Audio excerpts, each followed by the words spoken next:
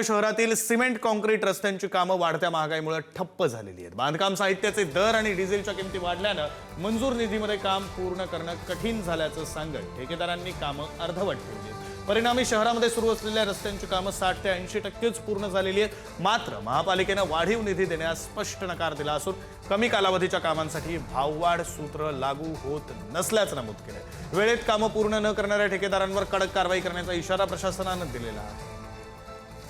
अधिकची माहिती आपले प्रतिनिधी ज्ञानेश्वर चौतमल आपल्याला देतील। ज्ञानेश्वर,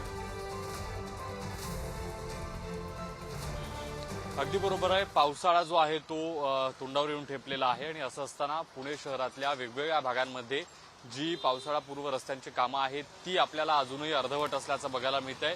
दुसरीकडे जी सिमेंट काँक्रीटची सगळी या शहरातली वेगवेगळ्या भागातली रस्त्यांची कामं आहेत ती महागाई वाढल्यामुळे डिझेल असेल, खडी असेल, सिमेंट असेल यांचे जे भाव आहेत ते वाढल्यामुळे अर्धवट आहेत। तर या सगळ्या अर्धवट कामांचा परिणाम आणि त्या सोबतीलाच एकीकडे आता तोंडावर मान्सून येऊन ठेपणार आहे आणि मान्सून येऊन तोंडावर असताना अशा पद्धतीनं रस्त्यांची कामं जी अर्धवट असल्याचं आपण पाहतो। या सगळ्या अर्धवट कामांचा जो फटका आहे तो पुणेकर नागरिकांना बसणार आहे। आपण वेगवेगळ्या भागांमधले जर चित्र बघितलं तर ते अशाच पद्धतीचं चित्र आहे।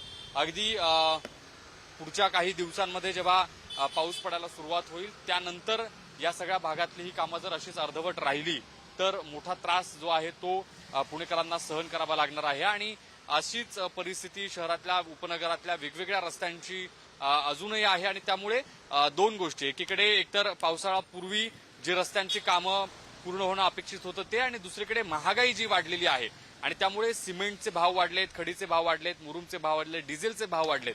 त्याच्यामुळे ठरवून दिलेल्या रकमेत ती रस्त्यांची कामं पूर्ण करणं ठेकेदारांना शक्य होत नाही। अशा पद्धतीच्या वेगवेगळ्या गोष्टी ज्या आहेत त्या समोर येताना दिसत आहेत। विक्रांत, खरं तर ज्ञानेश्वर, तुम्ही म्हणताय त्याप्रमाणे या सगळ्यामुळे त्रस्त मात्र पुणेकर आहेत। त्रास मात्र पुणेकरांना सहन करावा लागतो आहे। भविष्यात तो त्रास कमी होईल ही अपेक्षा आहे। धन्यवाद तुम्ही दिलेल्या या सगळ्या माहितीसाठी।